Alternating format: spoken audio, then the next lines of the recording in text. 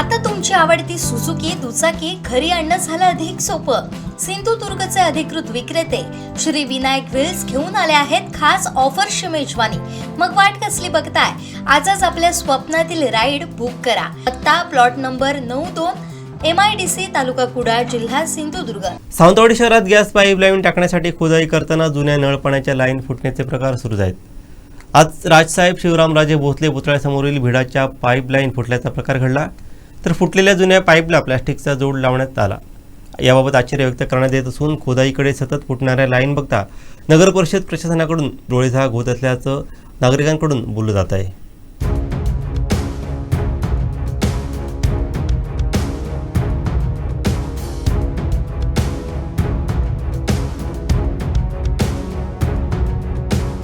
याबाबतची तक्रार सावंतवाडीचे प्रभारी मुख्याधिकारी विनायक गावणकर यांच्याकडे केल्यानंतर त्यांनी या पाईपलाईनवर देखरेख ठेवण्यासाठी असलेल्या अधिकाऱ्यांना पाठवत पाहणी केली. मात्र यावर उशिरापर्यंत तोडगा निघाला नव्हता. मुळात गॅस लाईनसाठी 3 फूट खोदकाम करत असताना 2 फुटांवरती असणाऱ्या पाणीपुरवठा लाईनचा आराखडा नगर परिषद प्रशासनाकडे नाही का असा सवाल उपस्थित होतोय.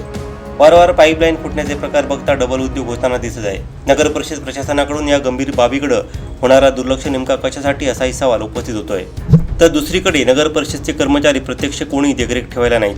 प्रोजेक्ट मॅनेजमेंट कन्सल्टंट नेमल्याचं सांगत नगर परिषदचे कर्मचारी हातवर करत आहेत. 3 फुटांवरती गॅस पाईपलाईनसाठी खोदाई करताना 2 फुटांवरती असणाऱ्या पाणीपुरवठा लाईनचा आराखडा नगर परिषदकडेच उपलब्ध नसल्याचं गॅस पाईपलाईनच्या कर्मचाऱ्यांचं म्हणणं आहे. त्यामुळेच पाण्याच्या पाईपलाईन फुटण्याचे प्रकार होत असल्याचं त्यांनी मान्य केलं. त्यामुळे गॅस पाईपलाईन कंपनी आपल्या मनाला येईल तशी खोदाई करत सुटला आहे. आपलं काम पूर्ण करण्याच्या मागे ते असल्याचं दिसून येत आहेत. मोदी तलाव मार्गे भटवाडीपर्यंत ही लाईन टाकण्यासाठीची घाई त्यांच्याकडून होत आहे. गुरुवारी रामेश्वर प्लाझा परिसरात खोदाई करताना या कंपनीनं तर हद्दच गाठली. खोदाई करताना पिण्याच्या पाण्याच्या पाईपलाईनला धक्का लागला. यामुळे जुन्या भिडाचा पाईपलाईनचा काही भाग काढून टाकण्यात आला. पण त्या ठिकाणी प्लास्टिक पाईपचा जोड देत काम उरकण्याचा प्रकार घडला.